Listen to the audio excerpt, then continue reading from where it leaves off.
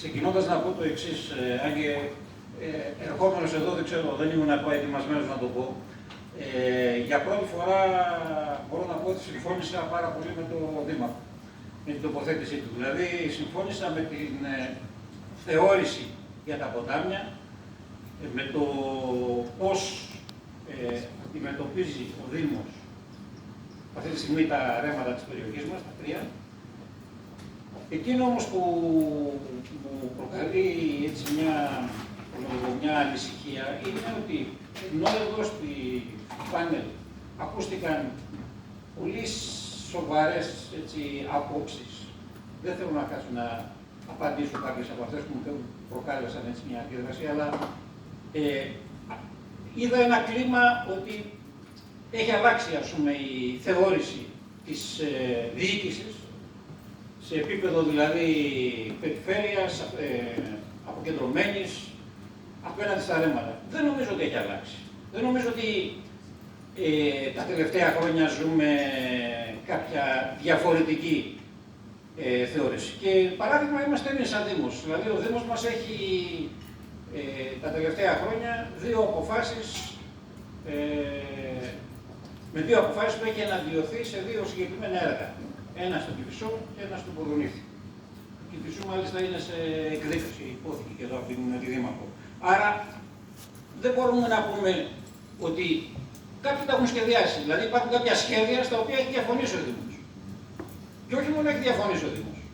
Στα συγκεκριμένα σχέδια, ενώ έχει διαφωνήσει ο Δήμος, στο ένα για τον Ποδονήθη, ενώ έχει διαφωνήσει και ο άλλος όμορος Δήμος, η Αθήνα, η Περιφέρεια έχει συμφωνήσει. Τα έχει βρει μια χαρά. Και εδώ με έκπληξη ακούω, ας πούμε, ότι μας φαίνεται βουνό οι 18, όπως είπαν, ότι είναι οι αδειοδοτήσεις, μάλλον όχι οι αδειοδοτήσεις, οι γνωμοδοτήσεις που πρέπει να βγουν από διάφορες υπηρεσίες.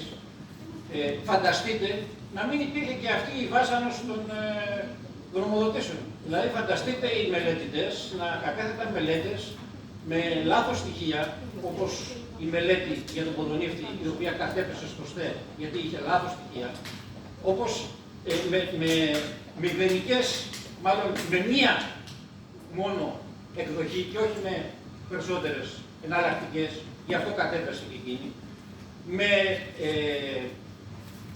λάθος αποτύπωση. Υπόθηκε νομίζω από την Αντιδήμαρχο και μακάρι να το κάνει ο Δήμος.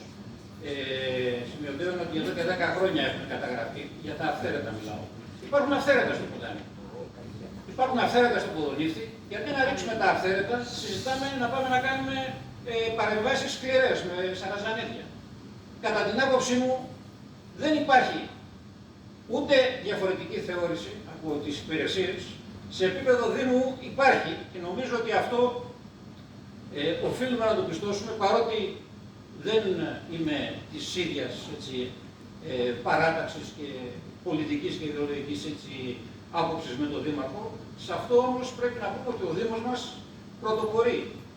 Οι τρεις τελευταίες διοικήσεις έχουν αντίληψη προστασίας των ποταμών, των φυσικών ποταμών και όχι στα σκληρά έργα που υπόθηκε πριν. Πρέπει όμως να συζητήσουμε το σοβαρό που τέθηκε εδώ πέρα. Θα πάμε να συζητήσουμε την επαναφυσικοποίηση των ποταμών.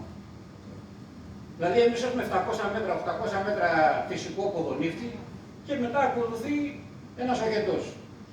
Θα συζητήσει κάποιος αν μπορεί αυτό το κομμάτι, για το οποίο μάλιστα η μελέτη που υπάρχει μιλάει για ενίσχυσή τους σε κάποια σημεία, να ρίξουμε τα τσιμέντρα για να τα επαναφυσικοποιήσουμε. Χώρο έχει εκεί το ποτάμι, γιατί ακούστηκε εδώ ότι δεν υπάρχει. Δεν είναι όλα τα ποτάμια που δεν έχουν χώρο. Το δικό μας ποτάμι έχει χώρο, και από εδώ και από εκεί. Είναι και βαθύ. Και είναι και βαθύ. Υπάρχει όμως σαν σκέψη αυτό. Πρέπει, δηλαδή εγώ περίμενα και θα περιμένω, ας πούμε, πιστεύω, σαν Δήμος να πάρει την πρωτοβουλία. Εμείς τουλάχιστον σαν κάτοικοι το έχουμε σκεφτεί και θα το ξανακάνουμε. Περιμένω την πρωτοβουλία της συζήτησης για το πώς πρέπει να αντιμετωπίσουμε στο όλο του το ποτάμι. Το Ποδονήθη, από την αρχή μέχρι το τέλος. Διατρέχει 7 δήμους. Πρέπει να